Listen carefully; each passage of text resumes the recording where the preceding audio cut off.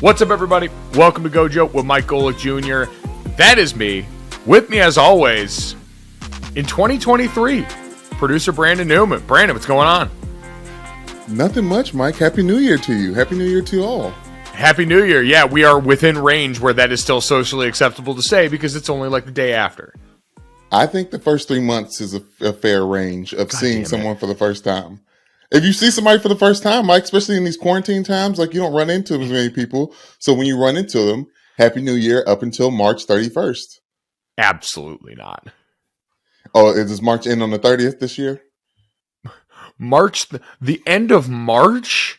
Like, Brandon, don't get me wrong. I'm someone that plays fast and loose with the idea of seasons. Like, I think you can leave your Christmas tree up till Valentine's Day, but Happy New Year till March is a little bit more in your face. Like, leaving your tree up is a passive gesture and one that's not like in a direct affront to people. No one in conversation past the second week of January is expecting a Happy New Year. Okay, I feel like Happy New Year gets pushed way too soon, right after Christmas, because, you know, like shops open up, you're starting to hit the streets again, and people like hit you with a Happy New Year. I know we're like, oh, shit, oh, I guess that's the season we're in. But I think it's fair, if it's genuine, to say Happy New Year in the first quarter. First quarter Happy New Years are fair game in my book. If you say Happy New Year past January, it's like when you say good morning to someone at 2 p.m. by accident because you're in the airport and you've lost track of time. You have to apologize after. Yeah, or have a great flight. You too. Oh, God, I just got chills. We got a great show for you guys today. We are back, by the way, Monday through Friday, 5 days a week here on the podcast now. We hope everyone enjoyed some of the holiday podcast episodes. Some of our great friends stopped by. We appreciate everyone downloading, subscribing, rating, and reviewing, leaving us that 5-star rating, and also checking us out all over the DraftKings YouTube channel as well. Did you get anything from our holiday break, quote unquote? As far as what, like a present? As a rejuvenator of anything. I'm asking. Oh yeah. Personally. Not having to do content 5 days a week and to have what we did be a little bit more add on to what we had already done. Yeah, batteries are recharged now. The thing that didn't recharge my batteries was the amount of times that I got on a plane in the last couple of weeks. Between 5 different stops, including getting to see you down in Jacksonville when we saw Notre Dame and South Carolina playing the Gator Bowl. That was a nice change of pace. Nice change of pace. Also, the fact that the Notre Dame won a bowl game. Also cool. Against a good opponent and against a good quarterback. Like, it was a lot of great things happened recently. Honestly, first off, wow, your team, your favorite team listening to this lost their last game of the season. Couldn't be me. Cannot relate. Us 9-win Gator Bowl champions.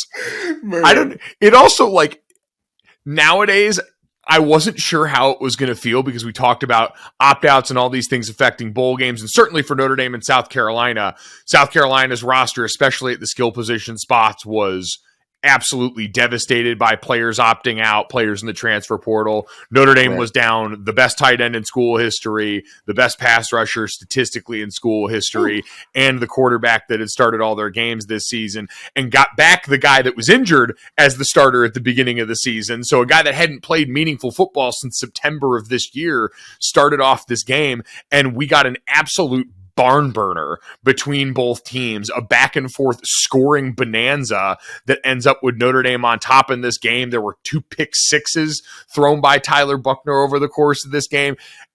All that one is of them 100-yarder, Mike. One of them 100-yarder.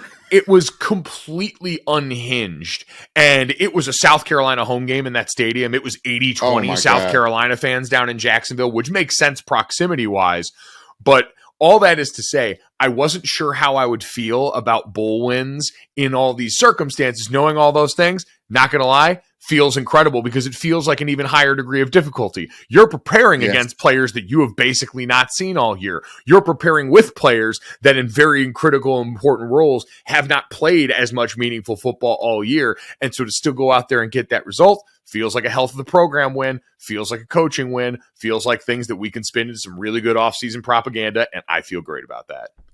Mike, as we said on this podcast before, now bowl games are glorified spring games because of the transfer portal. And we won our spring game. We won the spring game versus South Carolina, where they had a better roster coming back on paper. And we had people who hadn't caught balls all season long catch touchdown passes. So I think I feel a little vindicated from it a little bit. And walking around, like you said, we were in the host hotel and South Carolina was everywhere. It was like, very seldomly did you run into a Notre Dame fan. And then South Carolina was so sad after the game, Mike. And I told them, I was like, y'all thought y'all thought you were going to win this game. Like, we always walk into these things. I told them, I said, I always think we're going to lose. So the fact that we won, it's just like really nice. Like, I don't even think of it as like a in your face victory. It's like, gosh, that's really good. It feels great.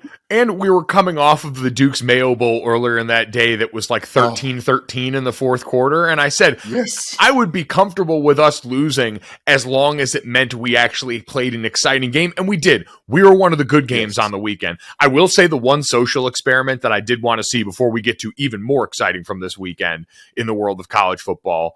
And we've also got an NFL game that we want to play from this weekend in honor of the New Year's, New Year, New Me amongst NFL teams.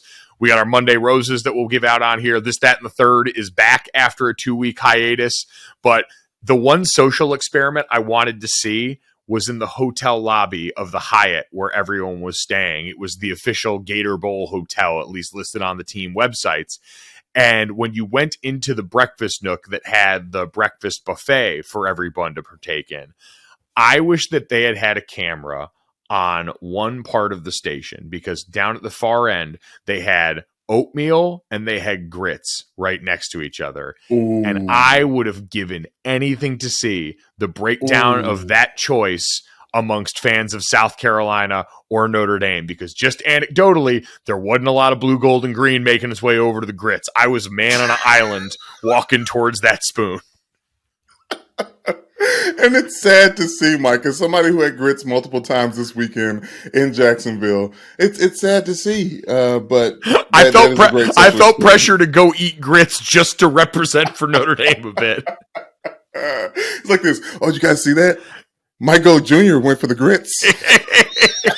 I was like, man, like someone's got to put on so we don't appear this like milky and white, even though we like.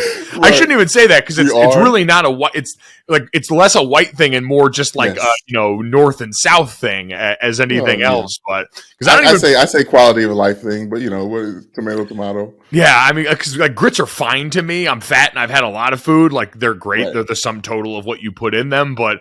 Had to put on for the team. Had to put on for the team. The TLC that's it's made with, because as someone who is shamed out of putting sugar in my grits, when I met Willie Colon, I've come to realize that you don't want to just dilute it. You got to taste it. It's like the coffee. It's like you with the coffee. Like black coffee and eating grits without putting a bunch of stuff in it. It shouldn't need all the butter and salt and sugar. It should have just the right amount in it. You should be able to raw dog your grits. Amen. Every time. Amen. No pullout game. Won't he do it? Brandon, the rest of the weekend in college football, normally we save it for Tuesdays, but hot damn, New Year's Eve day was a banger. This was unequivocally, in the history of the college football playoff, the best day of semifinal games. And I would say, and this is caked in recency bias, but given the stakes of the day, given the fact that these were both semifinal games, given the fact of who was playing in these games, you had what a lot of people were billing as TCU, and not David versus Goliath, because that's wrong and that's dismissive, but it was one of the new kids on the block versus a Michigan team that had really earned a lot of respect this year. Georgia and Ohio State, big brands, incredible NFL talent in that matchup, for a shot at the national title, and also in a year where expansion was the key conversation, where we've made this move in 2024 towards 12 teams that's going to get started then and expanding the world of the college football playoff. This was like the best, most timed result that college football could have asked for, given this opportunity, because to have two games that were legitimate close contests that came down to the very last drive of the game, where each team had an opportunity to win, in Michigan trying to come from behind and eventually Ohio State trying to come back from relinquishing a lead in that game and kick a field goal to win it. This was incredible. One of the best days of college football that I can remember with all of that in mind. And especially with all the dollars going into it right now with NIL deals left and right, and obviously all the money getting sucked up by the top NFL guys, to see, like you said, some of the guys that were still playing, obviously the college semis is different than I'm thinking about the bowl game as a whole, but money is to be made. And I think that there was a great showing of the product on the field for college football. Well, and again, results-wise, so TCU and Georgia are getting set to play in the national championship. That is not an outcome that many people were expecting. And to have that be the case, to have Ohio State, who came into this as the 4 seed after losing in the final game of their season against Michigan, not playing in their conference title, go out here and lead Georgia most of that entire game, along with Alabama, who was just on the outside looking in, playing very well in their final game against Kansas State in the Sugar Bowl, and some other results. I feel like all of this does bode well, pointing toward, I would say, throw Tennessee in there, putting up a really strong performance in the Orange Bowl against Clemson. All of that bodes very well for teams that would have been involved in a 12-team playoff to say, hey, no, this actually would have been a more competitive field than we've been used to in quite some time, and that even this Georgia team that's now been the face of college football was on the ropes against an incredibly talented Ohio State team. Maybe that doesn't trickle down to everybody that we'll see as we get set for the games coming up today with the Rose Bowl and the Cotton Bowl, but I still think the timing of this was really important given where the sport's about to go. And what had traditionally happened, normally these semifinal games have been blowouts, have been completely unfun in the history. I think there's been 2 games in the history of the college football playoff that goes back to that 2014 season that have been single-digit contests in the semifinal games. But what were you most surprised about out of what we saw? Because obviously you had picked Michigan, and you also had picked Georgia, but you had picked the lines. And I felt like there was just something in the air to fade the way they were just talking about. It was chalk. Everyone's expecting Michigan and Georgia to be in it. Yeah, well, I would say the more surprising result was TCU winning it, because going back, like I picked TCU in the points, so I figured it was going to be close, and I figured they could make it an interesting game, but Ohio State was supposed to do this. Like on paper, they had the talent. Now, seeing them max it out was impressive, and seeing the fact that they were almost ready to topple Georgia would have been certainly startling, but Ohio State's exactly in the weight class they're expected to be given the talent that they had. So for TCU to go out there and not only win, but to lead the whole way, to not need a comeback the way that we've seen so often from them this season, I thought was really just an incredible performance. But at the same time, I've covered that TCU team a bunch this year.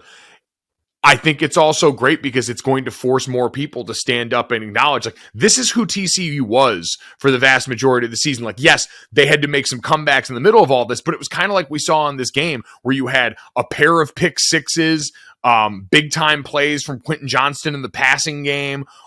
Them managing to absorb the loss of Kendre Miller, the running back in the beginning of this game, and get their backup running back, Amari DiMercato, to go off for 150 yards. They're just a find-a-way team, but they also do it because they are built well in the trenches, like this notion before the game that Michigan was just going to come in and bully ball them, even with a great offensive line, to me was always kind of misguided because, again, they were big and experienced on the offensive line coming into this season. Up front of the defense, we saw they're certainly, while their structure, that 3-3-5 that got talked about a lot of the broadcast, isn't thought of normally as a run plugger, they had big dudes there, and guys like D. Winters absolutely made it a nightmare for Michigan up front and established a physical tone. So I feel like for a lot of people, this is going to be the only way they upgraded the way that they talked about TCU, because even for as much success as they had, I felt like nationally there was still this thought process that they just didn't play the same brand of football as everybody else up front.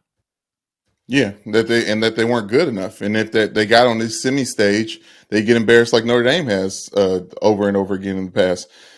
But Mike, as someone who we just came off of the World Cup, and there's a bunch of stuff that goes into soccer. We looked at the penalty kicks and the goalies getting in the kickers' heads and things like that.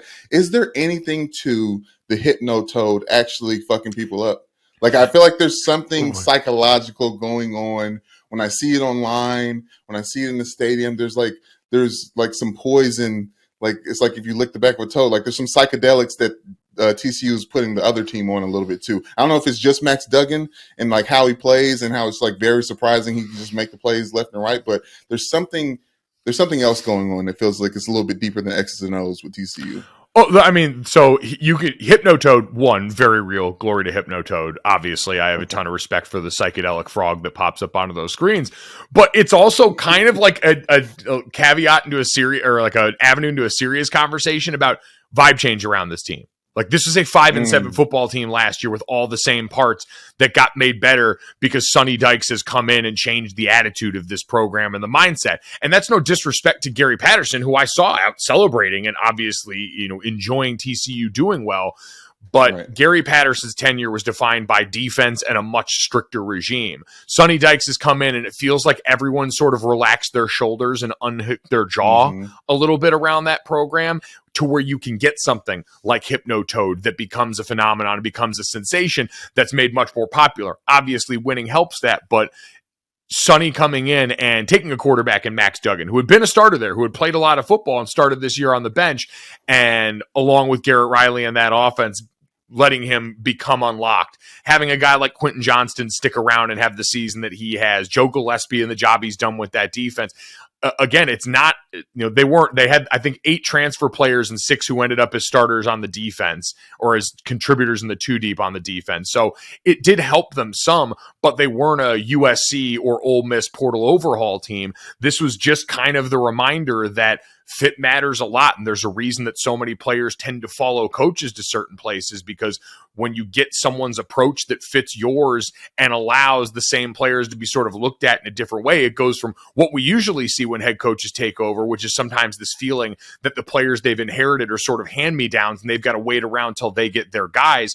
Sonny Dykes said, no, we've got guys here and we believe that we can make the absolute most out of what we have. And we talked about the cupboard wasn't bare by any means, but it took someone looking at them in a different light and then giving them a different environment where guys can latch on and feel comfortable in ways that they maybe weren't before, or have a better understanding of their role than they did before, because that role's changed given how the defense or offense is structured. Like, that stuff all really matters. And it's a huge, another one of these things that as we go forward for coaches and programs in their first year, we've talked about NFL coaches meeting their players more halfway coming out of college. You do wonder if this also, combine this with the success that Dan Lanning had in year 1 at Oregon and some other coaches in their first year that were able to have success. It's an incredible Marcus reminder. Freeman. Yeah, but I separate Marcus a bit just because he was already there. Like, Marcus was in the building there. He was a part of that team. He sort of knew what the deal was and had a better sense of that locker room than Sonny Dykes, who the last time he had been at TCU was 2017 as an analyst. Okay, that's fair.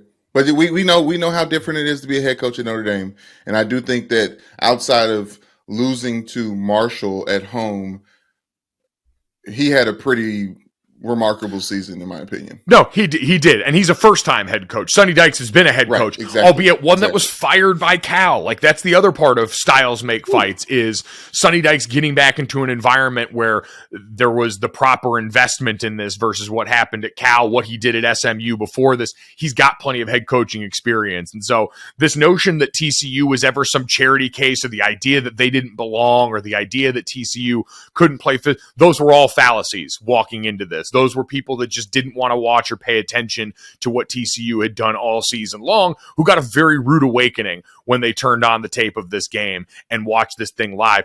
Brandon, this game kicked ass too, by the way. Like, if you didn't see this game live, what you missed in the third quarter alone in this game, a 44-point third quarter between these two teams. A game that included an 18-point lead for TCU early on, 2 pick sixes, 2 fumbles, a 76-yard touchdown pass, 8 touchdowns in about 8 minutes of time, and a 59-yard field goal for the highest combined score in Fiesta Bowl history. And also, wasn't it 1,000 yards of offense total or something crazy like that? I think so. It was an absolute blur of a game. Like if it was one of those where like, you know, a movie where you laugh too hard at one joke and then you miss the next one. That's how this game went, especially when we got into the third quarter. Oh my gosh, it's amazing. Well, I don't want to transition too hard, Mike, but talk about rude awakenings. To see that the message board Twitter is calling for Ryan Day's job in Ohio State is something. It is wild because you're right. It was almost a really rough day for Michigan fans, by the way, with how long Ohio State was leading in that game. Because for Michigan in this game too, like they outgained TCU by 80 yards in this game. Like ended up outgaining them, but because one, the play calling inexplicable for the beginning portion of this game, like how they mismanaged red zone situations getting down there. You had the fort. Now, part of that was officiating. We know and saw the drama around what would have been a touchdown pass by J.J. McCarthy had one, the ball been spotted properly on the chains of possession near midfield, and then two, the long touchdown pass coming off of that turnover been called the touchdown and not marked down at the 1, where then Michigan fumbled at the 1 yard line and gave the ball back to TCU. You combine that with the Philly like we've hit critical mass on the Philly special. Got to have something different now. This should be the moment for every coach out there, because we know we'll overweight what happens on the big stage. This should be the one where we look at it and go, all right, maybe teams are kind of expecting the Philly special now, and we should work on a new trick play. It had a great run. 2017 was a long time ago, though, and we probably need to sunset this, make it more of a once-in-a-while thing, unless you are going to have the balls to run it twice. Because no one is going to expect that second Philly special. And if you pull it out, then I would have respect for your commitment to the bit. Ooh, what about a fake punt Philly special? Ooh, so, all right. Now we're cooking with gas. If you change the context, then I'm with you on that one. Ooh. But yeah, if Michigan would have called every play the way they called their plays after turnovers, which were absolute dagger bombs, they would have won this game pretty handily here. But the fact that there wasn't a designed run for J.J. McCarthy until the third quarter of this game was wild to me. The TCU secondary showed up in ways that we expected and talked about on this podcast. They had good players there. Bud Clark was the name I didn't mention, who had a monster game for TCU. And so just some things there that as Michigan settled into themselves, they just couldn't overcome the early hole they put themselves in with a couple of defensive scores by TCU and letting that offense get off to a really hot start in the first quarter. So, but yes, almost a very bad day for Michigan fans, because after that loss, where now all of a sudden, and this sucked for me to hear and for you to hear, was people calling Michigan the new Notre Dame in the college football playoff, which, stings. Wow. Don't really like the way that feels, but have to own it. How dare you? They almost then had to turn around and watch the Ohio State team that they beat in the game and thought they had exercised the demons with punch a ticket to the national championship, because damn, did CJ Stroud look like him. Whew. Brandon. He looked like him, all of them. Himothy. Yes. And Stetson Bennett looked like his name was Stetson. Yes, there was 3 quarters of Stetson and then a fourth quarter of SB4. Yes, absolutely. Absolutely. That was Captain America pre and then post super serum. Oh my gosh. Man, he woke up a young king from the, you know what I mean? Bro, that game was absolutely crazy. So, and if you somehow missed the nightcap, that, by the way, speaking of New Year's, ended when the ball dropped, Brandon. Yes. Kirby Smart called the timeout to ice the kicker Noah Ruggles at the end of that game, who had a 50-yard chance to come back, and after Ohio State had relinquished the lead in the fourth quarter, had the chance to come back and miss it before ultimately going wide left with 3 seconds left. If you timed it up, was almost perfectly in sync with the ball dropping at midnight. Isn't it beautiful that like football end up synchronizing with the new year? You know what? For a lot of people that dispute having that game played on New Year's Eve day, the fact that you got that, listen, college football fans were always going to watch. I'm not sure what the ratings are going to look like and how that's going to be affected by the fact that it was on technically a holiday. Come on. But it was pretty cool. Like, I talked to plenty of people that were like, yeah, my family wanted me to come watch the ball drop. And I'm like, guys, this is a little more important than just the start of a new year. Yeah, exactly. I'm going to say RIP to Dick Clark, but the last time he did a show is the last time everybody was sitting there watching the TV waiting for the ball to drop. Like we're a little bit past that now as a society. I will say the interesting part about this game is how eerily similar it was to Georgia and Alabama in the national championship last year, where Alabama had beaten Georgia in the SEC title. They met again in the national title, and part of that game just ended up being the war of attrition down the home stretch of the season. Alabama dealt with a bunch of injuries. I think Jamison Williams is the one that ended up getting hurt in that game in the national title, which is why we didn't see him on the field until late this year for the Detroit Lions, who picked him up still. Right. In this game for Ohio State, you came into the game with a banged-up backfield. No Travion Henderson. Mayan Williams was also limited, so you were kind of making, chicken salad out of chicken you-know-what in the running back room. And then midway through this game, Marvin Harrison Jr., who had been a monster, left late in the third quarter after taking a hit to the head in the end zone.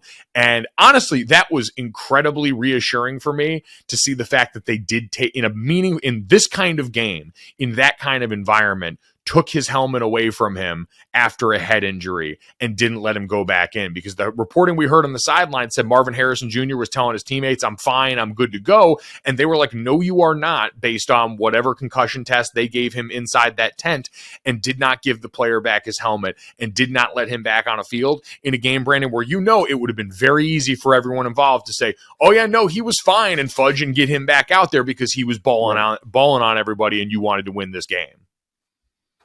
And there's no targeting penalty on the play, right? Like, I think there's a lot of things that go along with it. But I think, obviously, we analyze when football teams make the right decisions, right? Like, this is just as simple as that. It's like, he shouldn't have been playing, and he was not allowed to play in the story. But I do think it's good to see that, especially with all the eyes on the game at that point in time. Like, let's put this player's health and safety at a premium and keep him off the field. Yeah, it was 100% the right move, but it did, it was part of what had an effect on the outcome of this game. Now, he was over 100 yards in this game. Emeka Egbuka was also over 100 yards in this game. We know they were already going to be without Jackson Smith-Njigba, who wasn't with them for the majority of the year. Cade Stover, their great tight end, left that game early on with a back injury and was actually taken to the hospital for that, which it sounded like thankfully he was all right. But all of a sudden you looked around and this Ohio State offense by the end of this game was a shell of itself outside of CJ Stroud at quarterback, who played his best game of the season, like big time money game for him. Went out and absolutely balled overall in this game. 23 of 34, 348 yards, 4 touchdowns, no interceptions. And Brandon, the biggest difference in the game, career high 66 yards rushing on the ground. We had not seen CJ Stroud affect the game like that, both moving around to buy time in the passing game, but also just being a part in a couple of spots of actual designed runs, and the difference that made against this Georgia team that we had talked about. And I talked to Richard Johnson from Split Zone Duo on a different show. We had seen Georgia even last year against Alabama's big time passing attack struggle to stay with some of those guys down the field. And it was the same story. Those guys were running butt naked open at certain points in that game because Ohio State was able to protect CJ Stroud, but also because he was able to buy time in the pocket against the Georgia pass rush that's not necessarily known for getting to the quarterback. Yeah, the thing I thought of watching him was Justin Fields' last game with Ohio State. It's just in a sense of a player making money for themselves in a losing effort, and just showing just how good they are against a formidable opponent. Yeah, he's we've said on this podcast, the conversation around the number 1 pick is going to get spicy. Bryce Young also had a really strong last showing of his career against Kansas State in the Sugar Bowl, but because of his size, I think it's going to open it up for someone like CJ Stroud in that moment to have that kind of game against that opponent to try and make something happen. All credit to Stetson Bennett and Georgia in the fourth quarter, though. They started heating him up a little more in the fourth quarter. Did they CJ Stroud? They blitzed him on 8 of 14 dropbacks. He was 2 of 6 for 17 yards and sacked once, according to ESPN stats and info. But Stetson Bennett balled out in the fourth quarter, 4 for 4, 152 yards, and 2 touchdown passes on on passes of 15 or more yards in that quarter alone. So they just burned the boats and said, we're going to go bombs away and see what happens. And it worked out very well for them. All credit to, like, that's the difference of a championship team that has been there before and been through the shit last year to not flinch in a moment like that. They cited the Missouri game this year where they were down a couple of scores in that game. But to walk into the fourth quarter of a game like this against a team that talented, down 14 points and find a way to come back like that and have to hold on and watch that field goal sail left to get to the back to a chance to defend your title. That's the difference. When we played in the title game against Alabama, I said when we didn't land the first couple of blows and things started to go bad, you felt quicksand on our sideline. You felt people where all of a sudden the moment started to get a little big, whereas the team across from us was defending their title and had been on this stage plenty before and was going to be able to absorb a couple of misses in addition to being very talented. Brandon, that being said, I want you to close your eyes for a second and imagine, if you will, the scenario that I'm about to describe to you. All right? Okay, don't touch me while my eyes are closed. All right, I would say this isn't going to be like a tickle situation or anything like that, but just for the benefit of the exercise here, I think it's interesting to consider this. If you close your eyes and look at the situation laid out in front of us heading into the national championship, tell me if this sounds familiar at all. A team that was unranked to start the season, won a bunch of insane close call games, had some really big time comebacks, had a great unit that was led by the Heisman runner-up, and is now getting set to play the defending champion from the SEC, who's coming off an absolute classic of a game in the game prior. Is that 2022 TCU or 2012 Notre Dame? Well, my mind went to 2012 Notre Dame, led by you, Manti Te'o, and Tyler Eifert. Brandon, it just, to me, the similarities were staggering. Like, we were a defensive team that year. Manti was the Heisman runner-up to Johnny Manziel. Our defense was one of the tops in the country all year long. We had a bunch of insane games, including a comeback similar to what TCU had against Baylor in our double overtime win against Pittsburgh. I mean, hell, you could even go to like the end of the season, like big time senior day blowout over Iowa State for them, big time senior day blowout over Wake Forest for us, catapulting into a game against Georgia is getting set to have a chance to be the first team to go back-to-back since 2011 and 2012 Alabama, the team that we were walking into the jaws of there, who in that year came off of a monster SEC championship game against Georgia that ended with Georgia missing a pass on the 5-yard line of that game that could have sent them potentially to the national championship to face us, and instead ended up being Alabama. So it all across the board, the similarities are similar, and the way people are treating this is also similar. Georgia has opened up as a 13.5-point favorite at DraftKings Sportsbook in the national title game. Ooh, I wish I could have seen that line back in the day for Alabama against Notre Dame. Probably something similar. Probably 18 at that point. So I believe, looking back at it, Georgia opens as a 13-point favorite, or a 13.5-point favorite. For ESPN, they use a different book, but for them, it was the largest spread for any college football playoff or BCS championship game. Miami was a 12-point favorite over Ohio State in the 2002 BCS game. So we weren't even this big of a dog in this game. Surprising. I think part of that is also the brand name helping it too. Like, we had been number one for a lot of the end of that season. So it was a little bit different than a TCU team that was, you know, we were worried about their place potentially in the playoff until the last couple of weeks of this season.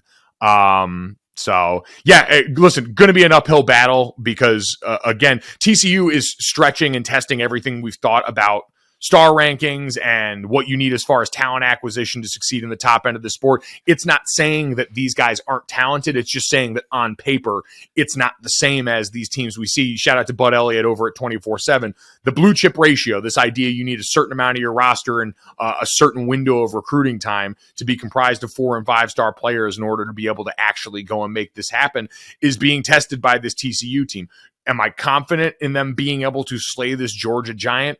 No, not necessarily, because I don't think they can stress them, even with how good their offense is, in the same ways as CJ Stroud and Ohio State. But I would hope by this point we're done with the idea, or anyone has waved goodbye to the idea that TCU didn't belong or was going to be in over their heads. Like, TCU always belonged. They had always earned this. And I'm excited to see all that purple out here in Los Angeles soon. Well, the reason why I thought that it's not didn't belong, but didn't have a chance as much is because of how college football teams are traditionally made and assembled. And it's not just the blue chips of 4 stars and 5 stars on your team, which Georgia has plenty of. I'm talking about the foundation of the head coach and how long they've been there. And like Sonny Dykes being a first-time head coach at TCU. Obviously, we talked about he's not a first-time head coach, but at TCU, and then finding the national championship game in that first year, I do think that this is more attributed to whatever NIL and the portal has brought to the game. I do think this is and obviously that team isn't built that same way, but I think the possibilities of just coming in and changing the mindset of an entire program could lead you there. Obviously, having a Heisman candidate in Max Duggan at quarterback position helps. But outside of that, like, I think that was like an aberration for college football in the past, and now it's a reality. Yeah, I mean, again, look no further than USC, that was one Caleb Williams hamstring from making their playoff bid a lot more of a serious conversation after just one season with the overhaul of talent there. So it is possible. Congratulations to TCU and Georgia. Fired up. We'll have plenty more on this game as we go along here this week leading up to it. That game coming up next Monday on the 9th. But Brandon, let's turn our eyes to the NFL. Very exciting weekend here. Week 17, which used to be the last week of the season and is now just the penultimate week of the season. It's the start of 2023. And results-wise and trends-wise at the end of the season, there's a lot of people trying to glow up. So you had the idea, since everyone goes in with the new year, new me mentality, which we talked about resolutions on here. I don't think there's anything wrong with using the new year as a clean slate, even if it's arbitrary, because I feel like most of the things that we put stock into are arbitrary. Like, I talk about award shows all the time. They only matter because we tell people that they matter, and because we've agreed that they matter for a long time. We've agreed that the dollar matters. Like, there's all these things that we do like that. And so if you need an arbitrary start to something new you're going to do, I don't have a problem with that. Yes, Mike. I think turning over a new leaf is good, and obviously a fresh start, but resolutions are infamously too large. So a bigger bite than we can chew, eyes bigger than our stomach. Ariana Huffington posted to remember to start small. If you don't work out at all, don't say I'm going to work out 3 times a week. Start saying I'm going to walk for 10 days. I'm going to walk for 10 minutes every day in January. So just like starting a little change. You know, it's funny. I was on like a larger. I was talking to our buddy Trevor Robinson about dieting, and he's like, "That's the biggest mistake people make with like their calorie count." And he's like, "You look at what you're taking, and then just take like 500 calories off of that. Or if you're trying to gain weight, add to it. Like, you don't want to make the change so stark that you get dismayed when the results don't come super fast." So all that is to say is that, yes, resolutions can be hard. And sometimes they're not sustainable, and sometimes that we don't buy them. So we're going to take a look at 6 scenarios in the NFL and try and figure out if we buy the new year, new me for these teams and what they're trying to pull off here. So, Brandon, let's start near the top of the pack, since nobody this weekend except this team appeared to want to be involved in the 1 seed conversation for the NFC playoffs. And somehow the 49ers are still in the mix for that with some scenarios going towards week 18. The Niners win a close one in overtime against the Las Vegas Raiders. Once again, Brock Purdy in part responsible with some pretty impressive stuff, especially late in this game. So, Brandon, new year, new me for the 49ers. Do we now officially trust Brock Purdy to be able to lead them to a Super Bowl? Absolutely, Mike, because he's done it nasty and he's done it pretty, and we've seen the best we've seen of Brock Purdy, speaking of pretty, but that's good enough, and especially good enough for this 49ers team. We've talked a lot about what's his name, Kyle Shanahan, and him as a coach, and him being perfect for quarterbacks that are limited. Well, I say he's perfect for quarterbacks that are capable. And Brock Purdy is that. Jimmy Garoppolo is that. I'm expecting Trey Lance to be that once he gets back in OTAs next season. But I love the 49ers, second best team in the NFL right now. Behind who? I'm still giving it to the Eagles. Not, it's not Jalen Hurts led. It's more team and attitude led. Like, I still believe in that team. I feel like whatever Jalen Hurts is selling, the team is buying and trying to exude themselves. So, and also AJ Brown is a monster, and Jalen Hurts will be back because he heals faster. I don't know if you've heard of that as well, but Nick Sirianni always talks about how Jalen Hurts just heals faster than most humans. So yeah, I like the Eagles first and then the 49ers second. I think I'd still have the Chiefs second, just off like respect for. I said the NFC. Oh, I thought you said the NFL. All right, No. NFC. I agree with you on that order. Brandon, I do, and I think part of it is one, this game against the Vegas Raiders. Hats off to them and the job that Jarrett Stidham did in this game. His first start, and he's been in the NFL for 4 years. Quarterback out of Auburn by way of Baylor. First start in his career and was unconscious in this game. Basically, he was remember that Patrick Mahomes meme, like, fuck it, Tyreek's down there somewhere. This game was fuck it, Devontae's down there somewhere. And it worked. And I give him credit because it's the same formula we said for Brock Purdy, which is, hey, you got all these good weapons, just put it in range and they're going to make it happen. And whether it was Darren Waller or Devontae Adams or anyone else, those guys stepped up and made plays, but he got the ball there. And Josh McDaniels, I don't know if he's been saving the good plays for once Derek Carr was out of the picture. This is the first game since they sat Derek Carr down, but the beginning of that game was a tour de force of how to call offense against a team as ferocious on defense as the 49ers, right? For a team that wants to get upfield and get after you with all those guys, gap penetrators, fast flow linebackers, to hit them with screens, misdirection plays, move the pocket plays early on, all the things that are on the bingo card of playing a defense like theirs. Las Vegas hit them, and they hit them often early, and I think it made a huge difference. This team allowed 0 sacks to that defense. 0 sacks to the fucking 49ers defense. That's insane.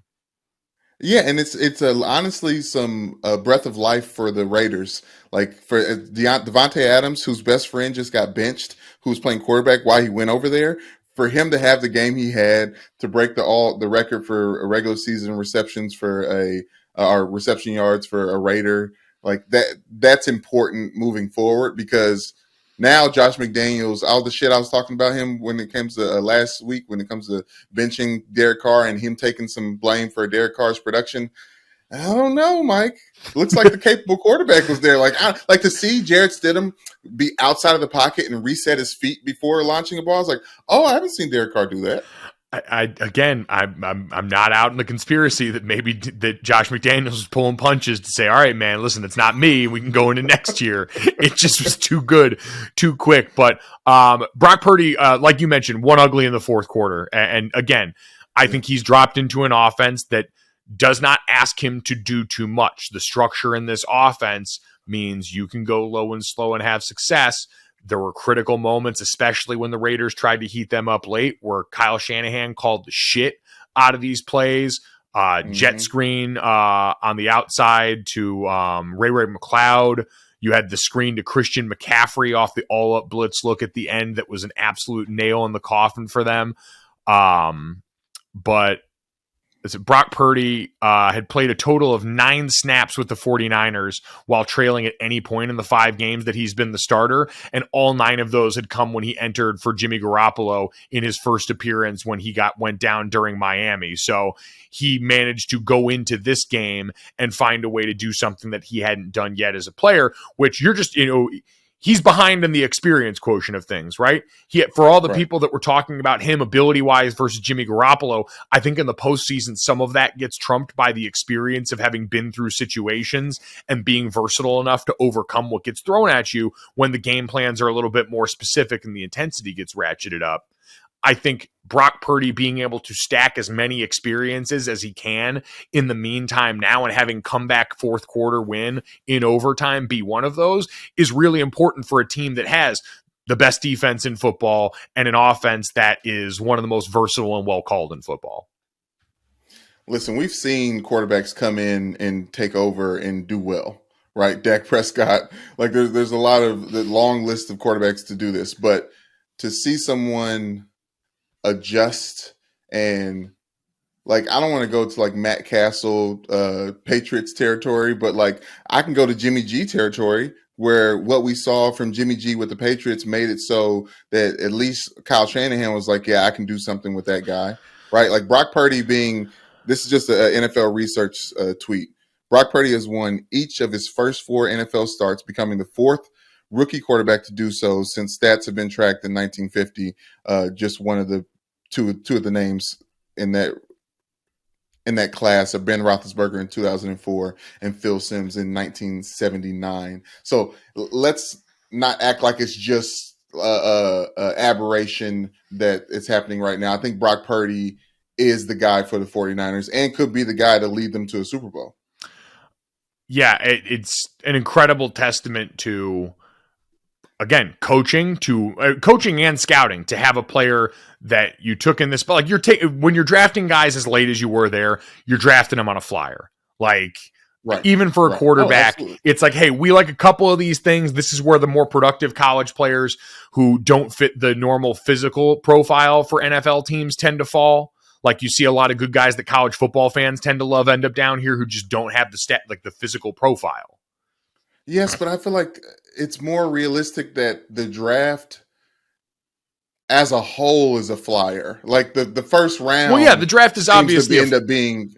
Yeah. But yeah, I mean, like at this range, it's like, hey, one scout likes him and he was able to just get up on the table and bang hard enough for him. But it was a player that we talked about had fits from the offense that he ran in college, that was a multi-year starter at Iowa State, and it's now paying off for them there. And so I think based on what you've seen for the last 5 games, based on how banged up the landscape is in the NFC near the top, and we can certainly talk about that with some of the teams, it gives them a great opportunity, mostly because that defense is a weaponized monster. And I think this last game where they weren't able to get to the quarterback and where a rookie quarterback was able to have a ton of success is an outlier and not predictive of things to come.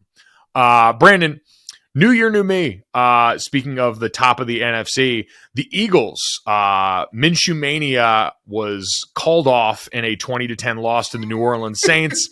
Do we believe that the injuries for Philadelphia, both at quarterback with Jalen Hurts, who we will see what his status is for week 18, as now the 1 seed is up for grabs and the Eagles do need a win in this final game of the regular season in order to secure that first round bye. The injuries to Jalen Hurts, to their right tackle Lane Johnson, who had a core muscle injury that kept him out this last week, are going to be too much for this team to overcome and affect their Super Bowl dreams. Yes and no. But I'm leaning more towards no. I believe, like I said before, I believe in this team. I believe the Jalen Hurts of this team. I believe the belief in Philly. I think they're ready, but they're not as they were a juggernaut before. They were like no question the best team in the NFL, and the fact that they're not that is still formidable for the rest of the field, if you will. They are, but this definitely has me worried. Like, there's absolutely still a Super Bowl contender, but like you said, this has opened the door for a lot more because, at one, I think it's good. This is kind of a Jalen Hurts appreciation tweet where you see clearly how much that offense is affected by his presence on the field. We've mentioned run and pass, which is huge for a team that's built the way they are, because the defense still went out and did their thing. They sacked New Orleans 7 times in this game. It had been the same Philly defense that we had seen, which struggled a little bit on the ground to stop the run, but managed to get after the quarterback in an overwhelming fashion. And so a lot of my opinion on them heading into the postseason is going to be based on what we see is Jalen Hurts available on the field and what does he look like when he gets there, because clearly that player who's been in the MVP conversation was missed sorely, as much as I wanted to see Gardner Minshew and his jorts manage to make that happen. Well, I'll say this, Mike. I believe in the team with the amazing quarterback more than I believe in the team that plays great complementary football consistently, especially when it comes to the playoffs. Like I can't trust. I'm not even going to talk about my Ravens right now because you can't trust them as far as you can throw them. But There's a lot of teams out there that are playing really great when everyone plays great, but it's that Jalen Hurts difference that I'm buying into. You realize that does fly in the face of your love for the 49ers. I do. It is the worry for that team going into the postseason. That's why we talked about Brock. Yeah. Damn, that's my 1 and 2. I know. And listen, deservedly because the rest of those team, and deservedly because of this, Brandon. New year, new me. Can you have 12 wins and be a fraud? Ooh. Because the Minnesota Vikings are nearing that territory. Now, I've heard people say that you can tell me that they didn't have anything to play for or anything in that range. Listen, they got their asses whooped on the road, outdoors. They looked like a dome team that got taken out in some weather and got worn the F out by a Green Bay Packers team that all of a sudden may have found something here. But Brandon, I would say this, like, I do not have any trust in the Vikings for the postseason. Like, I won't call them frauds. They won 12 games this season. You've got to do things right to get to that point. But we talked all the way as they were underdogs against Dallas before getting throttled on Thanksgiving. And then, underdogs in others, a couple other circumstances this year that looked like head scratchers until you peeked under the surface and saw they had an unsustainable turnover rate, their penalty luck, all these things, field position, hidden yardage areas of the game that aren't predictors for success going forward were areas where they failed. And the defense just not being good this season, opposite an offense that's got Kirk Cousins, who's a very good quarterback, and Justin Jefferson, who's a great wide receiver. That was an unsustainable formula for them, and they're paying for it down the stretch against the quality opponents that they face. So I have no trust in this team as far as their ability to win a Super Bowl or have any top-end success in the postseason. And I think this is not like a new year, new set of problems this weekend. This is the stuff that we were seeing from the Vikings all year long in critical moments. Yeah, the fact that they've given up 19 points more than they've scored this season is one of the big glaring things for them, Mike. But I was disappointed to see just how much the Packers had their number. And obviously it's one of those Aaron Rodgers, I own you moments, in my opinion, when it comes for the Bears. Like, I think to bring it back to what I was talking about for the NFC and the Eagles, the Packers are a team that is clearly has that quarterback that is otherworldly when he wants to be, and they made splash plays on offense and defense. And that's why it's such a lopsided affair. But the Vikings do look like frauds, especially in December. And now that we're in January, they look even worse. Like, I feel bad, especially since Justin Jefferson is one of the main causes or leaders of their offense, and Kirk Cousins is doing his best to feed it to those weapons. But Justin Jefferson was taken out of this game completely. That was jarring in this game. Kirk Cousins had 3 interceptions this game. This was the bad Kirk game that a lot of people are going to point to. I don't think Kirk has been the problem overwhelmingly this season, as they have struggled at underdogs for a while now. As underdogs for a while. But Kirk Cousins has played very good football. I think some of the MVP conversations that people wanted to have for him were vastly overstated and probably doing a bit too much. But optimistic. This last game we saw with Justin Jefferson neutralized certainly changed that offense, and Kirk Cousins chose a bad time to have his probably worst game of the season. I can't reasonably expect anything from the Vikings in the postseason based on what we've seen. I get great record in 1-score games, but when they've been up against teams that are better than them on paper, it's gone horrifically. Brandon, let's stick with the team that throttled them. The Green Bay Packers, new year, new me. Who would you rather see in the playoffs? Geno Smith Seahawks or Aaron Rodgers and the Green Bay Packers? Because this final weekend of the regular season in Week 18, the Packers are the only team that controls their own destiny, I believe. Love it. They win against the Lions. They're the only team. Yeah, they're the only team that is in a win and in the playoff situation. Everyone else needs teams to lose or win to get there. Just I say so. Just to clean that up in the NFC, it is the Seahawks, the Packers, and the Lions. The Packers and the Lions play that weekend. Green Bay wins and they're in. Seattle needs to win and then have the Green Bay Packers lose or tie to the Lions, and the Lions need to beat the Packers and have the Seahawks tie or lose in their final game. Also. Whew. I believe there. Someone double check me and tell me if I'm wrong. Nope, you sound right, because I've been watching Steve Kornacki or whatever his name is on NBC break down the playoff situation, and you echoed him perfectly. Here's my situation. No, let me answer your question. Do I want to see the Green Bay Packers in the playoffs or Geno Smith and the Seattle Seahawks?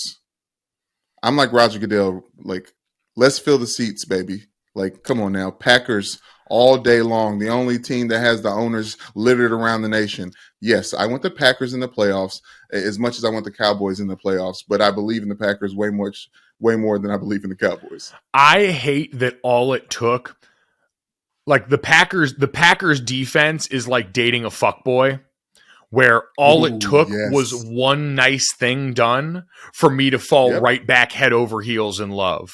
All I needed was apparently one game of that defense looking like the unit I thought they could be at the start of the year to go, oh man, you know what? They could be a little bit of a problem in the postseason. We knew the offense was coming along and these receivers are developing, but if Jair Alexander's going to lock them up like that, if that defensive front is going to be able to go and slow them down and get after Kirk like that, all of a sudden we might be talking.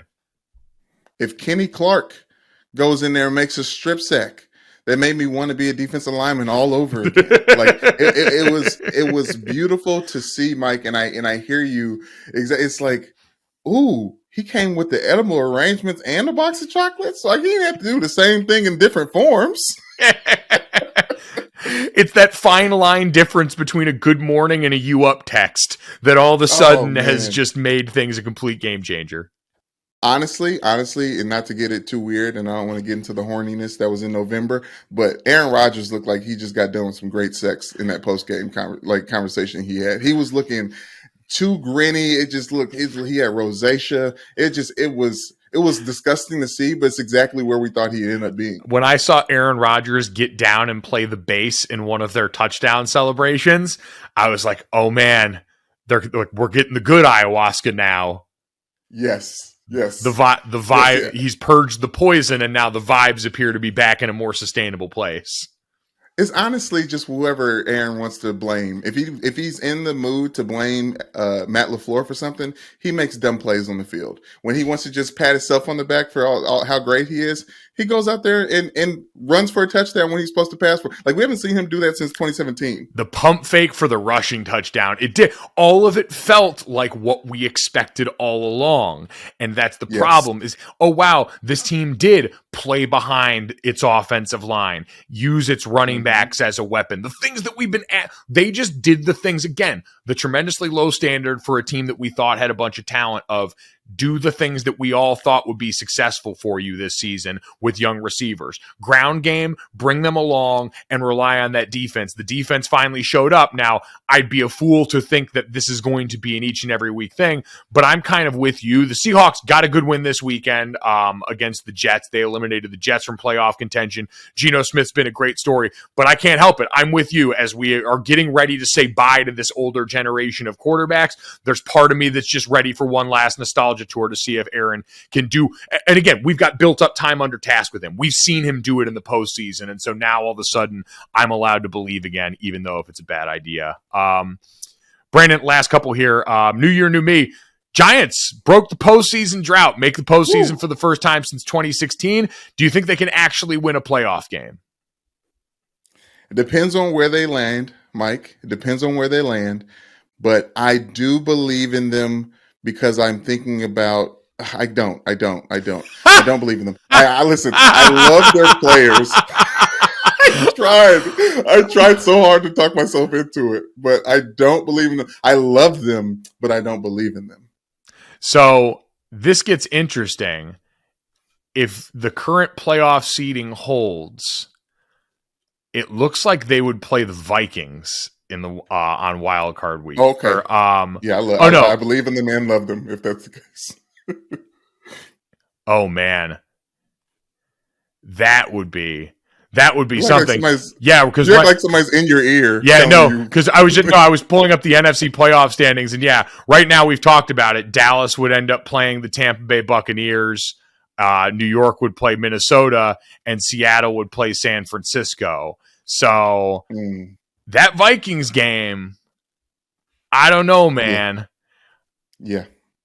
Ooh. That's one of those 1.5 lines either way. I think the Giants are better. Okay, I can't say that. No. Yeah.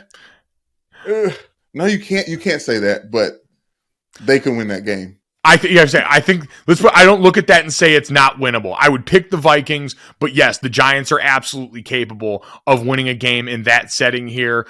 This was the best Daniel Jones that we had seen in quite a while too.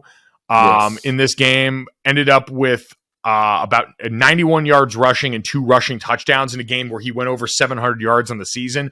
Design carries for him, scramble carries in there. Brandon, for the Daniel Jones after the season conversation, because they didn't pick up his his fifth-year option as a rookie, and so now it's going to be about, do you want to bring him back on a long-term deal? I'm not bringing him back on a big deal. Like, he's not getting anywhere close to a market center. I'm not comfortable with that. If you wanted to sign into like a Blake Bortles-esque deal as like a transition contract deal from his time with the Jags, I could maybe see you justifying that in the name of that, or like playing the franchise tag game, something along the lines of that. So it would have to be at the right price if you wanted to have him back, because I still think that this team is much more about what they do in the running game, defense being stout up front, Brian Daboll and the job that he's done coaching. I know, and like, listen, we've talked to Kyle Rudolph on this podcast, who played with Daniel Jones, who said he believes in Daniel Jones and thinks that guy's a really good quarterback. I just don't think I see it except for the right price for them.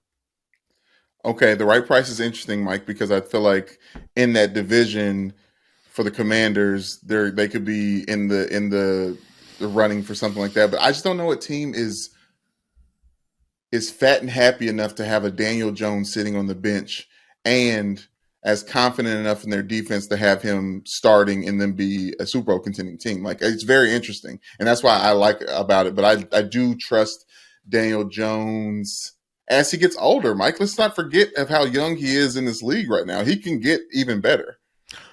He can, but he's in that weird middle. He's in that weird middle ground development wise, where he's been around for so long that you're having to rewire a lot in year one. And for the Giants and for Brian Daboll, I'd be curious if it makes sense for them. Brian Daboll clearly seems to like him. He clearly seems to have the support of a lot of his players. I saw the "get someone that looks at you the way Brian Daboll looks at Daniel Jones" memes flying up yesterday. So it's all there. Maybe I'm operating on dated software. He did get the ball out on time. They talked about him getting the ball out quick, how much that affects the way that he prepares, all that stuff. It just still doesn't seem like a quarterback that's going to go out there and do the thing that we talked about, which if you're the Giants in this spot, you've gotten good young talent at other areas along your roster. Joe Shane already has done a good job. These two guys coming over from Buffalo and what they're trying to do. I'm just wondering if the ceiling you're looking for, again, knowing you're going to, I just wonder if the ceiling you're looking for is possible with Daniel Jones under center. And I still don't think I've seen enough to believe that that's the case. I think the Saints would kill somebody in the bayou for Daniel Jones. Brandon, in no way speaking of the bayou, there's no transition here. That is New Year, New Me. It's time to start off 2023 with our first batch of wonderful roses. We're still a show that believes in the Bachelor principle of using flowers to show that we are serious about someone performing very well in this reality dating game show that is sports. We give out 2 a week each. Brandon, I want to start this off and give out my first rose to the Big Hat Company. because I did not expect them to be a thing as long as they have been a thing. When Brian Robinson from the Commanders went out there and put on for one of his buddies that was starting this company that made oversized hats, I thought this would be a fun gag gift for the holiday season and be over. It has carried into the new year. You had Mike Locksley, the head coach of Maryland, who won the Duke's Mayo Bowl, using that hat to offset the mayo that was getting dumped on him, which kind of felt like cheating, but will allow it for the big hat principle. And then Jair Alexander, who, to your point, went out and put the absolute cuffs on Justin Jefferson, talked his shit in the first quarter, deflected or broke up a pass on Justin Jefferson, and hit the gritty right in his face. There is no confidence in the world like defensive back confidence. It is a different breed of belief that these young men have in themselves. Yes, true. That mixed with the light skin confidence of Jair Alexander, mixed with the green eyes confidence that he has. Like, he is a Tour de France when it comes to confidence in the backfield. I said France, but you know what I mean, force. But yes, I did think that was egregious and disrespectful in a way that only a DB can come up with. And he did it in the first quarter. He called his shot and then nailed it for the rest of the game and was physical with Justin Jefferson and completely frustrated and took him out of that game and deserves a ton of credit for it. So big hat energy. Shouts out to both of them and what it brought for them. By the way, Brandon, I thought of you. I finally saw Glass Onion, the Knives Out movie, and they talked about all the malaprops and misappropriated words in that movie, and I thought of you. Yes. Thank you. I thought of myself. I was like, God damn, I sound stupid all the time. No, you don't sound stupid. It's endearing. Stop. Well, yeah, I'm trying. It's endearing because you're not a heartless billionaire trying to control everyone on a weird island. There's levels to this shit. Who's your rose go to, Brandon? What was the first one? Inebriate? Imbreathiate. Can we imbreathiate this moment? Let's imbreathiate this moment. When that came up, Michelle was like, I was thinking about this whole movie. I was like, why did he say, what is that? She's such a words person, and she married me. Okay, my first rose goes to Mike Tomlin, the person who stole the heart out of my chest as a Ravens fan on Sunday Night Football. Yet again, Mike, as someone from Louisville, Kentucky, who only really got a chance to see my Ravens play when they played the Cincinnati Bengals or the Colts, or they played on a primetime game, Sunday Night Football or Monday Night Football. So these games mean a lot to me. Obviously, a lot of injuries left and right for the Ravens. I'm not going to make any excuses because this rose is for Mike Tomlin. In a season where I talked to Willie Colon about him getting ready to prepare to have his first losing season that he's ever had, he refuses and sits at 8-8 on the season after beating the Ravens last night, Mike, and is one win away from making it to the playoffs if the Browns don't spoil that for him, which they are in the position of doing since they put somebody else off of the playoffs in Week 17. But I got to give my respect to Mike Tomlin. Love what he's doing. He was right in the Kenny Pickett pick as well. Only quarterback taken in the first round in this last draft.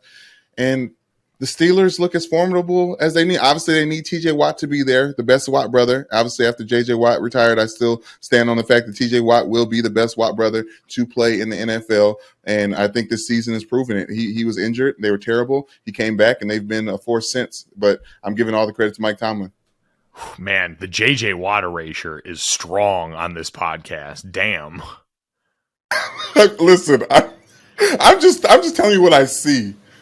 I appreciate and respect that, as I do appreciate and respect Mike Tomlin, who, did you hear the report before the game that the Steelers practiced in full pads on Friday? That's some Mike Tomlin stuff. I did not. I would like to think that's some AFC North stuff, but it's not. It's Mike Tomlin stuff. I remember when I got there in 2013 in their office, they'd gone 8-8 the year before, and they're like, yeah, we're going to hit a lot in this training camp. They made all of the O&D linemen get fitted for knee braces in the NFL. That does not happen. In the NFL, in college, you are required. In the NFL, that is a choice. And that choice, after one early training camp injury, was taken away from everybody. And everybody was out here clanging and banging in knee braces because that man was pissed off for greatness about going 500. And while that's happened a little more often than he's been comfortable with, Brandon, once again, and him managing to MacGyver his way through this with a rookie quarterback and a coordinator on offense. I don't know if Matt Canada is going to be there next year based off the performance that we've seen since he got at the helm in Pittsburgh. The fact that they are walking into week 18 with a chance for this man to once again be above 500 is insane. Mike Tomlin is inevitable. Shout out to Don Joy and them big ass knee braces as well. Oh, man, the worst experience in college football is getting dressed up on game day, getting your knee braces on, because then you got to put your game pants on over the top of them, and then realizing you've got to poop. Ooh, I thought you were gonna say run, but pooping is way worse. Way worse. Sitting in the stall with your knee braces, not able to put your legs in the right spot. It's terrible. Oh, it's so bad. Oh Lord. All right. Tough times. Second rows. I'm going to go. I know we talked about him already. Jarrett Stidham, man. Hats off to the young dude. Preparation met opportunity. 23 of 34, 365 yards, and 3 touchdowns. Now, you ended up having 2 interceptions in there, but also added 34 yards on the ground. Dude went out there and played utterly fearless in this game. And we can say, yeah, well, he's been in the league 4 years. He's not really a rookie. It's a little bit different. It was still his first start going up against the San Francisco 49ers defense. Now, got help from his offensive line. Certainly their ground game also, wasn't super prolific, but you get to hand the ball off to Josh Jacobs, who's been one of the top backs in football this year.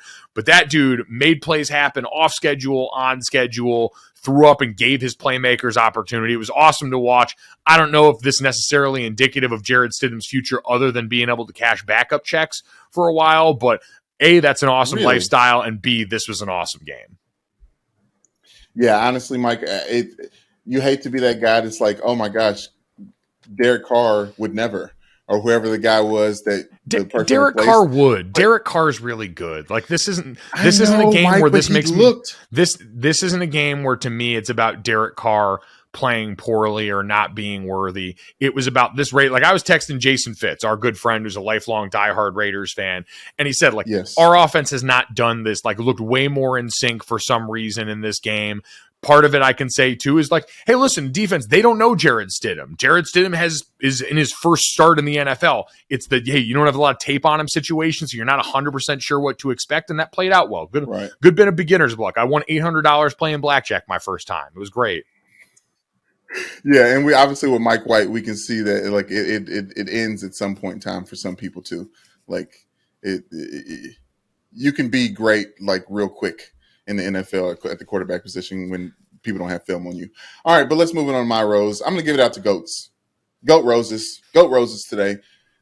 Tom Brady, old ass Tom Brady, 45 years old, went out there 432 yards against that anemic Carolina Panthers defense and 3 touchdowns, Mike, and touchdowns when they needed it to win the terrible NFC South.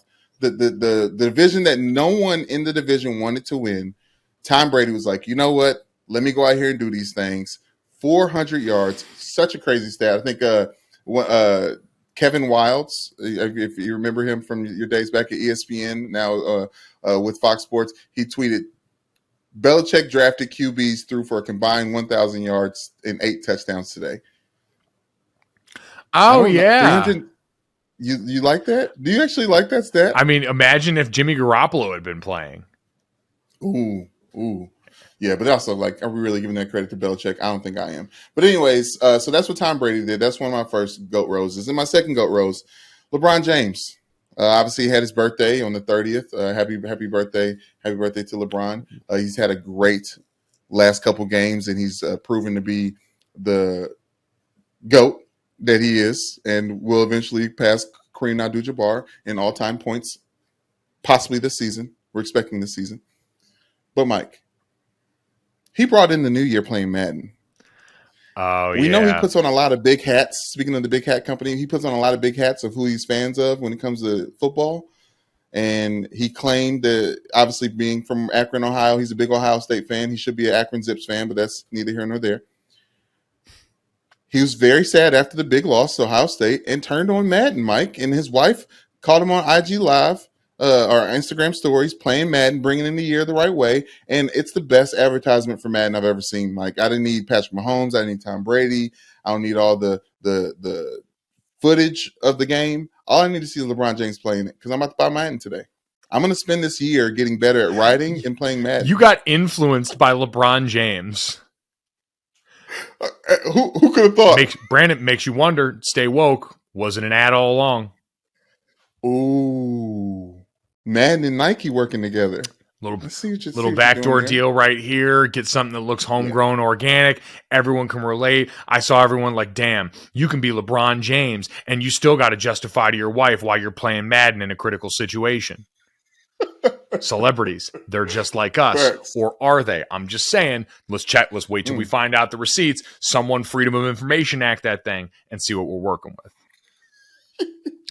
Damn. FOIAing LeBron James for playing Madden to see if he was paid by Madden would be hilarious. I don't even know if that's like a FOIA territory, but I just wanted to say FOIA on this podcast. Shout out to Matt Brown and the Extra Points newsletter for actually being a person that gets to use that on a regular basis.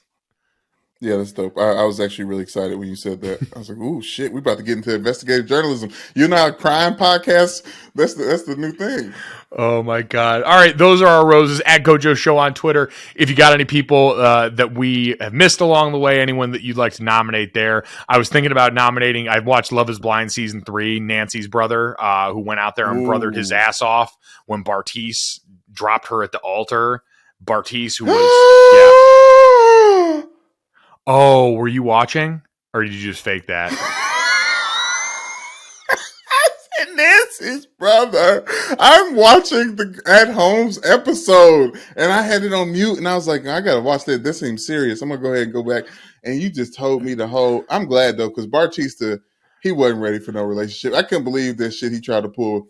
Didn't even say a word to Raven, talking to Nancy about how he's split and torn. Damn, boy. We might have to bleep that out. I realize that's spoilers and some people. Even though this season is months old. Like I was texting about this with some people, so I don't know what the statute of limitation on spoilers is for reality shows released on Netflix. But either way, salute to Nancy's brother out here brothering his whole ass off and letting everybody know what time it is.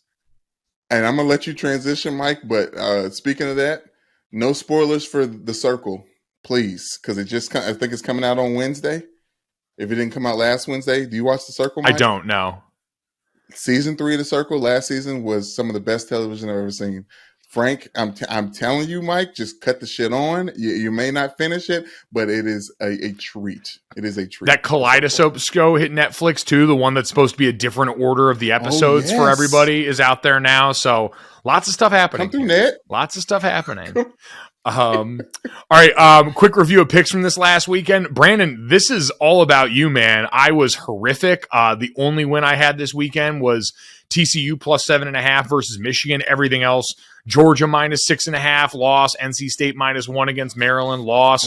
All my NFL picks, Panthers plus 3, San Fran minus 10, Jets minus 1.5 was an absolute tire fire. I'm 47, 52, and 4 on the year. Brandon, stocking stuffers, undefeated this weekend. 4-0 for you, big dog.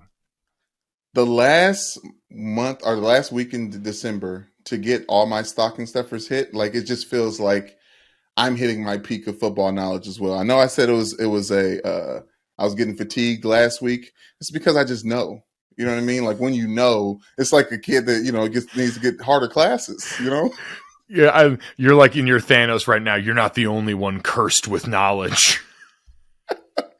Cursed with this football knowledge. Oh, what can I say? But yeah, all those I was betting on teams, and that's what happens nowadays. Now that's this time of season, you gotta. It's not about the circumstance or the weather or the travel. It's the team.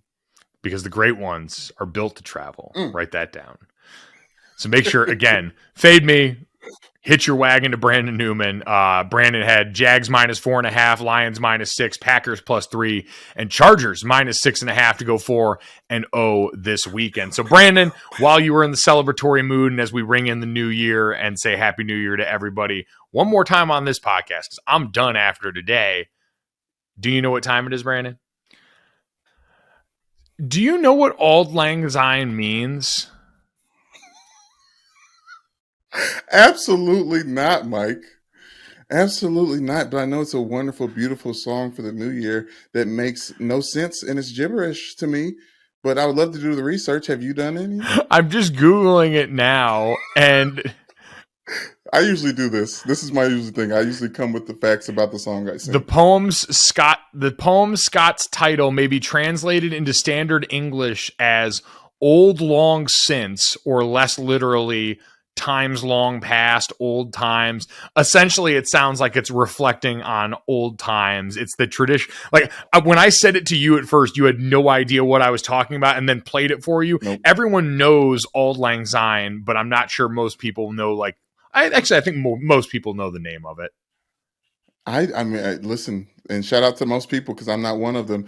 But times long past is what pops up in the Oxford Dictionary, and I don't know if I like the New Year's song being so like living in the past, so rearview mirror. You know, as Andre 3000 told us, spaceships don't come equipped with rearview mirrors. No, they dip.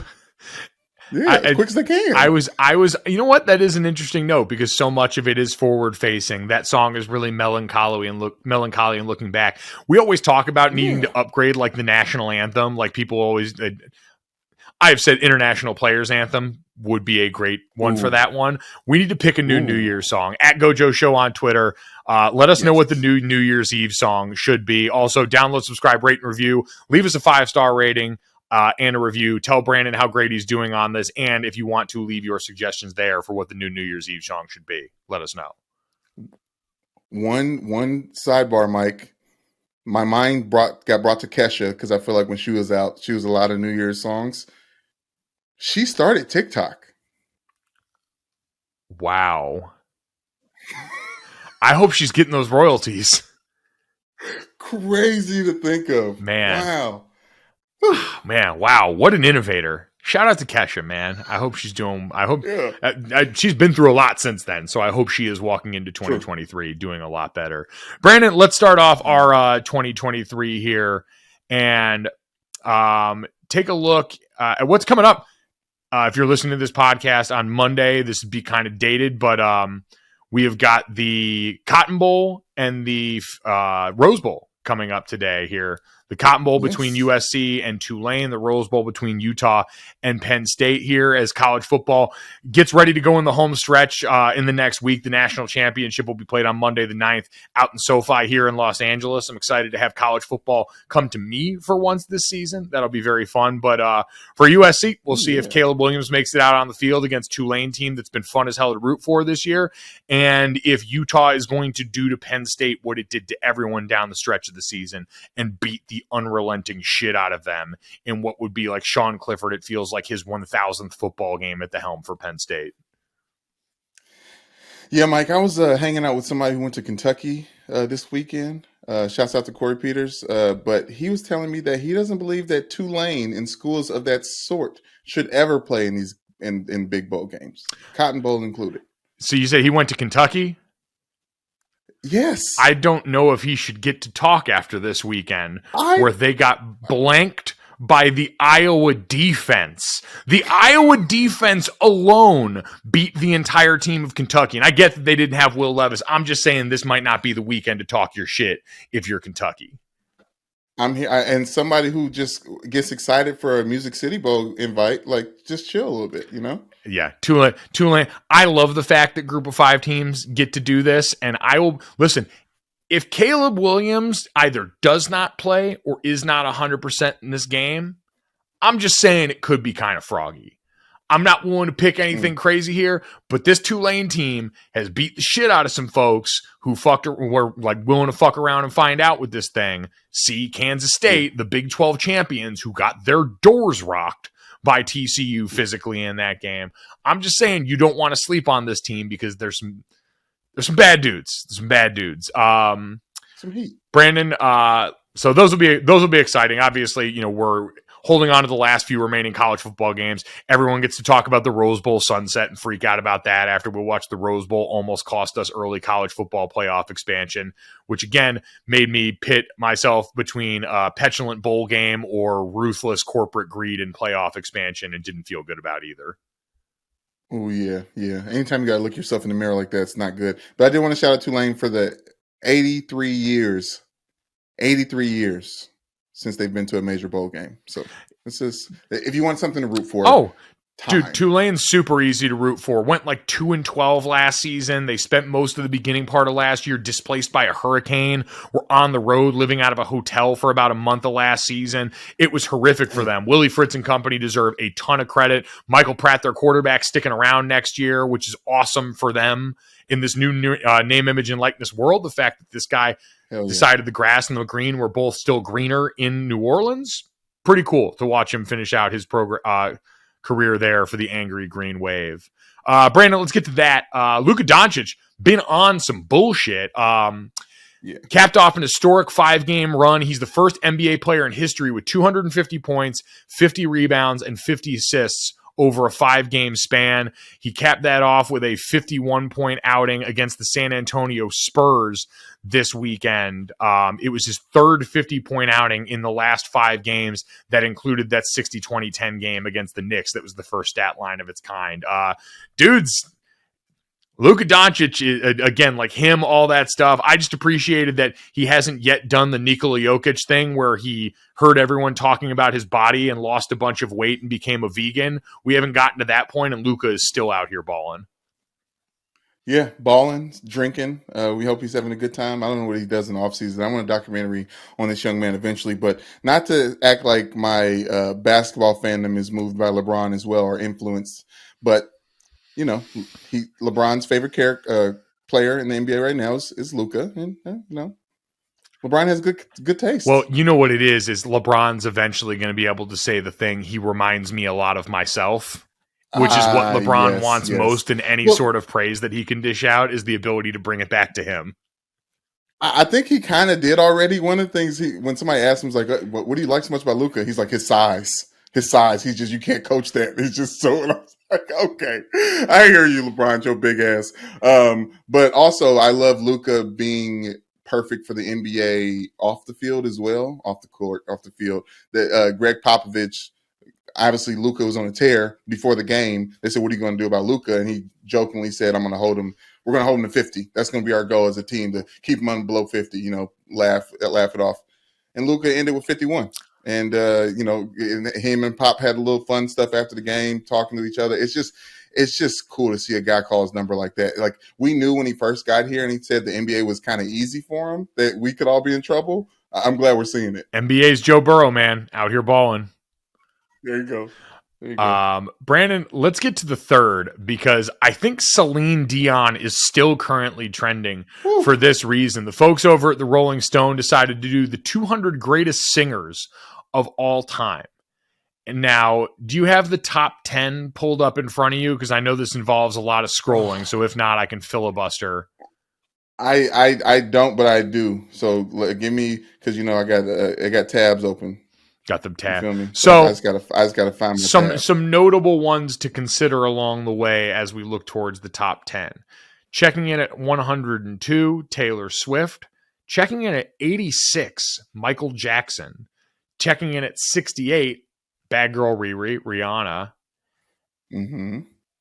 Celine Dion is nowhere to be found on this list. She of My Heart Will Go On fame. She who, for a generation that grew up and became young men and women watching Titanic, just off the sheer strength of that vocal performance alone, Brandon, I am stunned. Yes, it's very surprising, Mike. They say that, to keep in mind, this isn't the top 200 voices. This is the top 200 singers. I really don't understand the distinction as much. What's the difference? Like, because what does that even mean? It's like adding criteria to further confuse people who are trying to grade the criteria. Oh, see, I hate. It's like I don't know what that is. Because is that different than artists? Because I would say that's a totally different thing where you sit in this, and especially given who's at the top of this list. Exactly. Thank you. So I have the top 10. I'm sitting at it now. You ready? Yes. Coming in at number 10 is Al Green. Just so people don't think that we're lagged out. Okay, yes. Coming in at 9 is Otis Redding. A controversial number 8, Beyonce. Stevie Wonder at number 7.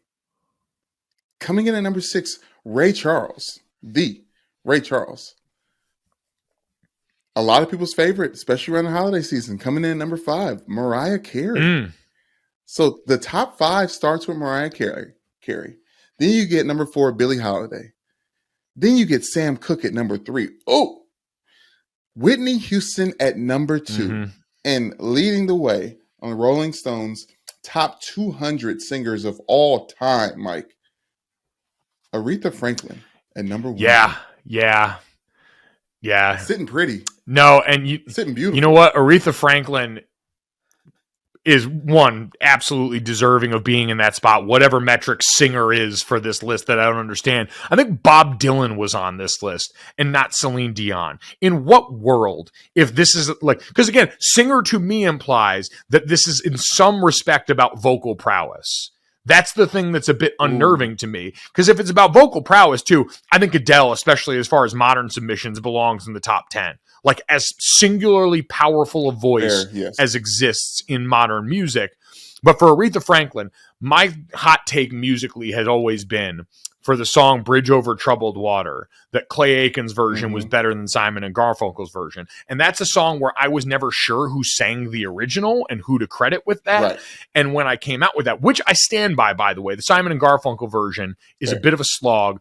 Clay Aiken's version that he debuted on American Idol is an absolute heater. You've got the benefit of a chorus in the background. But Chris Long rightly put Aretha Franklin's version in front of me when I tweeted that last time.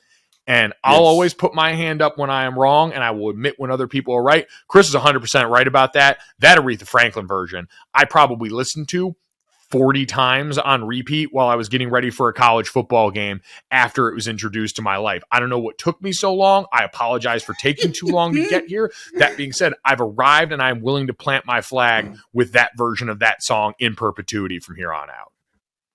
I wish I could give credit to the writer who wrote this for this Aretha Franklin write-up for her being at number 1, but it's perfect. Quote, more universal than Coltrane's horn, bolder than Hendrix's guitar. She blew up worldwide with her 1967 hit Respect, claiming her throne as the greatest pop rock or soul singer ever. As Mary J. Blige put it to Rolling Stones, she's the reason why women want to sing. That's hard. That's hard. If Mary J is saying that about you, right? Who's in this top 200 list? But the fact that she's in there and Celine Dion is not, is like, okay, what does that even mean? But just to let you round up some other ones, 16 is where Prince sits, Frank Sinatra at 19, Marvin Gaye at 20, and then I wanted to bring up Adele, obviously the queen, also connected to LeBron in a weird way, sitting at number 22. LeBron is connected to her, and Rich Paul is lucky to be connected to her. All right. Let's make sure we frame, especially on the Rich Paul front here. That man should be so grateful to sleep next to that queen. Listen, I try to stay out of people's business when it comes to relationships until I got something to say. So. I'm just saying, as far as the star power between the two, if we are writing the headline, Adele's name shows up first on the dais. Okay. That is indisputable. Okay. All right. Clutch Agency's doing a pretty good job. We'll see what time says. Because Adele might end up making a theme song for Clutch to take them over the top. Yeah, no, I'm sorry. Adele is infinitely more famous than Rich Paul. Full stop. There is no comparing the two. She is the wearer of the pants, whatever you want in that one. I will not entertain any other thought to that because it's not true. Okay. I believe in couples coming together and becoming one. So, there's that. We appreciate everyone that has come together and become one with this podcast over the course of 2022. Thank you for starting 2023 with us here. If you enjoyed it, make sure you download, subscribe, rate, and review.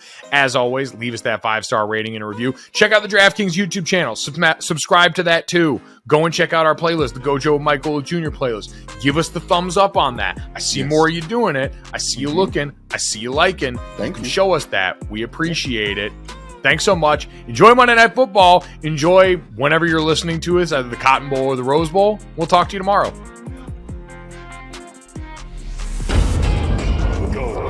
Boom. Money in the bank.